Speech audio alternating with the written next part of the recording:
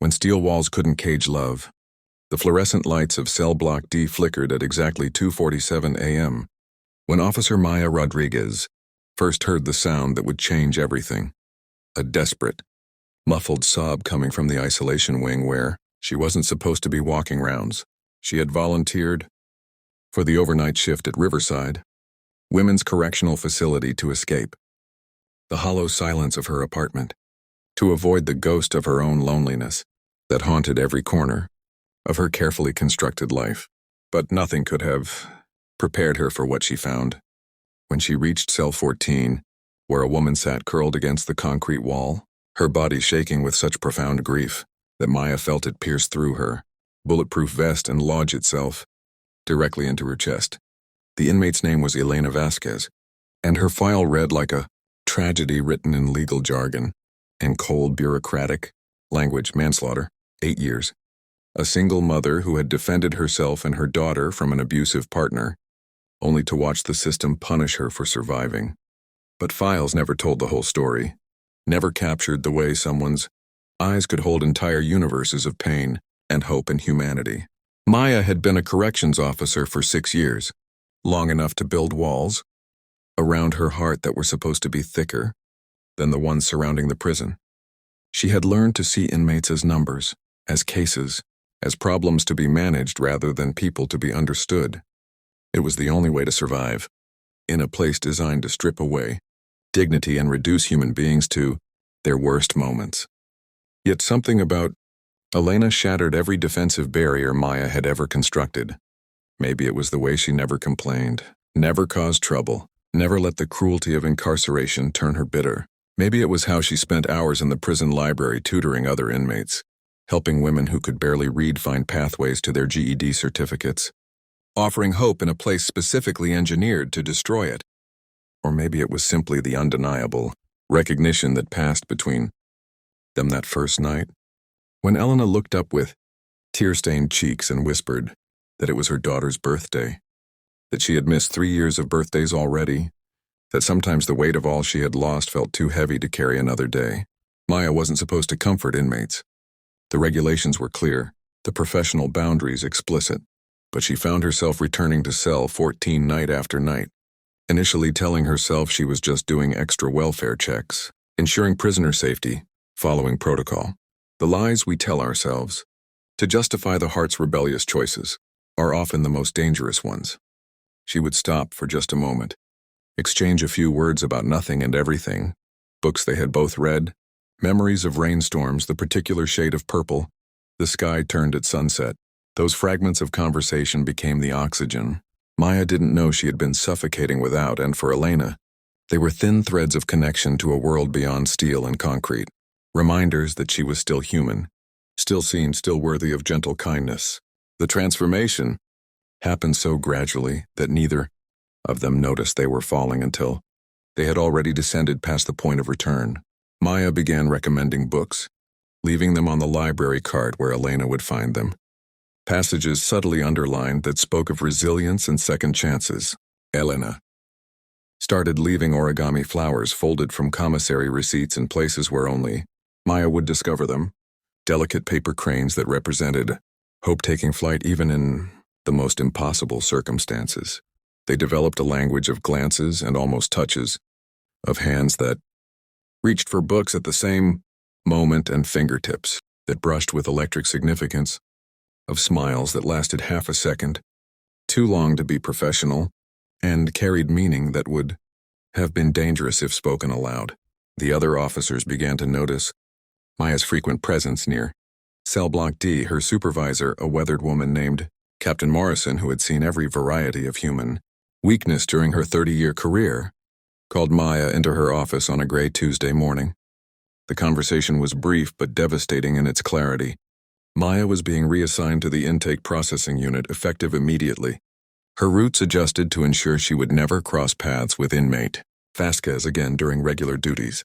Morrison's voice wasn't unkind, just tired and certain when she said that she recognized the signs, that she had watched good officers destroy their careers over feelings that seemed impossible to contain, that Maya needed to remember which side of the bars She stood on before she made a choice she could never unmake.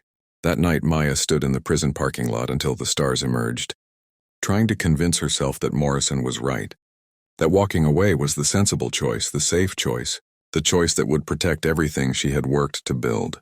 She thought about her career, her pension, her mother who had been so proud when she graduated from the academy. She thought about the impossibility of what she felt, about society's judgment, about the professional ruin that would follow if she allowed this connection to deepen. But she also thought about Elena's eyes in the darkness, about the way her presence made Maya feel fully alive for the first time in years, about the unbearable cruelty of pretending that what existed between them was anything less than real love.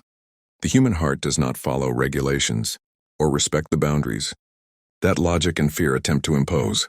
Maya requested a transfer to the education department, a lateral move that raised eyebrows but wasn't technically prohibited, which allowed her to legitimately work with inmates in classroom settings. She told herself she was being careful, maintaining appropriate distance, but every Thursday when she assisted with the creative writing workshop that Elena attended, she felt her resolve crumble further. They were never alone, never crossed any line that could be called misconduct, but the emotional intimacy growing between them was more profound than any physical touch could have been. Elena wrote stories about phoenixes rising from ashes, about women who survived storms and emerged stronger, about love that persisted despite impossible obstacles. She never said they were autobiographical, but Maya understood every metaphor, felt every coded message embedded in the carefully chosen words. In return, Maya began bringing poetry collections to share with the class, verses about courage and transformation, about finding light in darkness. They were speaking to each other in the only language available to them, building a relationship in the narrow spaces that institutional rules couldn't quite regulate. 6 months passed this way, stretching into a year. The other inmates noticed something between them, whispered about it with varying degrees of envy and judgment. But Elena's genuine kindness and Maya's scrupulous fairness kept the rumors from becoming threats. Then Elena's parole hearing was scheduled, and suddenly the impossible future they had both avoided discussing became urgently real. If Elena was released, everything changed. The barriers that kept them apart would dissolve, but so would the structure that made their connection safe to acknowledge. In the free world, they would have to face the full weight of their feelings without the excuse of institutional constraints. The night before the hearing, Maya broke protocol for the first time since her reassignment. She waited until the third shift rotation, until she knew which cameras had blind spots and which guards could be counted, on to look the other way for 60 seconds of human compassion. She stood outside Elena's cell and spoke in a whisper that carried the weight of everything she had never been allowed to say. She told Elena that what existed between them wasn't wrong, wasn't shameful, wasn't something to be denied or diminished. She said that regardless of what the parole board decided, regardless of where their paths led, Elena had fundamentally changed her, had taught her that real courage meant choosing love even when the world insisted it was forbidden. Elena's hands gripped the bars between them, and Maya covered them with her own. 30 seconds of actual touch that blazed through both of them like lightning. Elena's voice was steady despite her tears.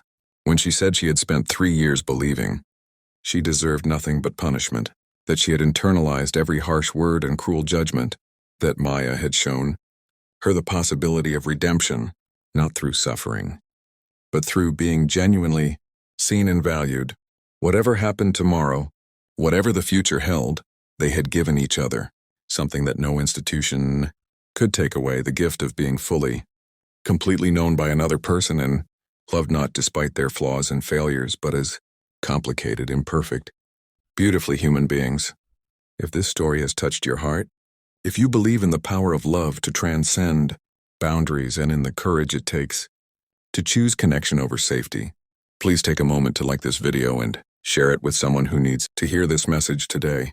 Your engagement helps stories like Elena and Maya's reach people who need to know that they're not alone, that love in all its forms deserves to be celebrated.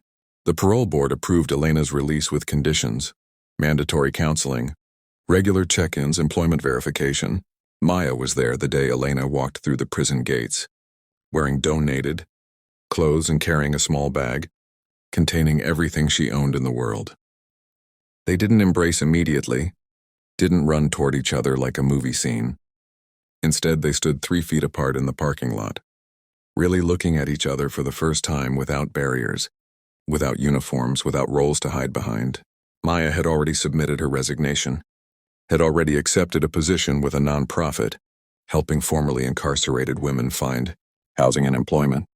She had chosen a future where she and Elena could build something real without the shadow of professional ethics violations, where their relationship could exist in the daylight rather than in stolen moments and coded messages.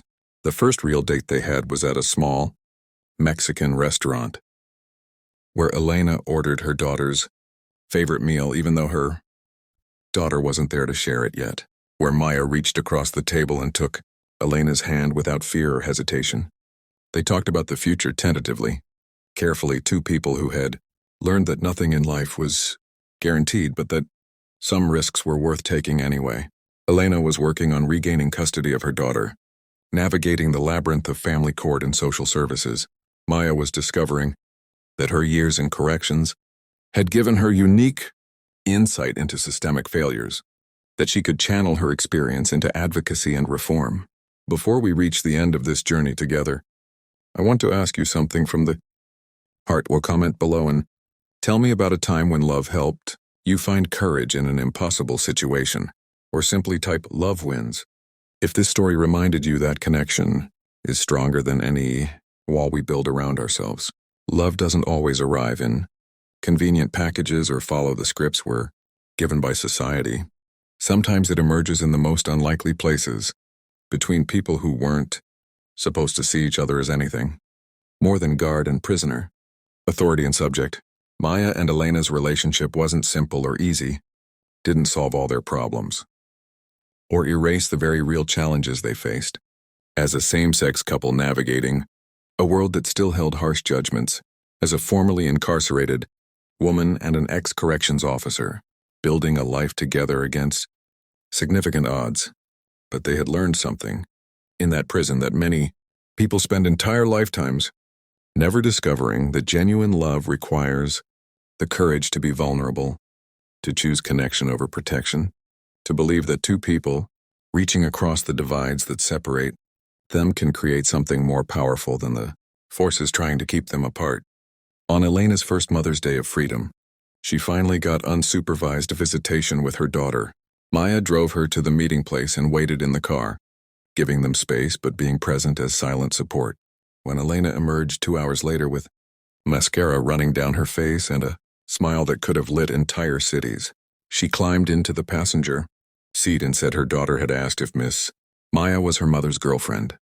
Elena had said yes, holding her breath, waiting for rejection or confusion.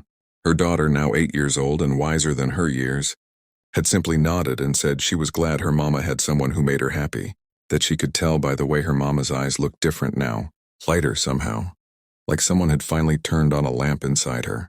They are still together now, building a life piece by piece, navigating the complicated reality of blended families and recovered dreams. Maya helps Elena with her college courses.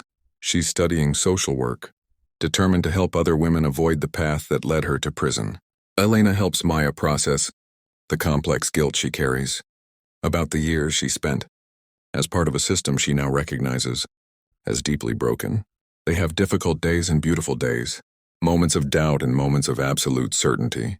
They still exchange origami cranes, still leave underlined passages in books for each other to find, still speak in the language of glances and almost touches that first let them communicate when words were too dangerous.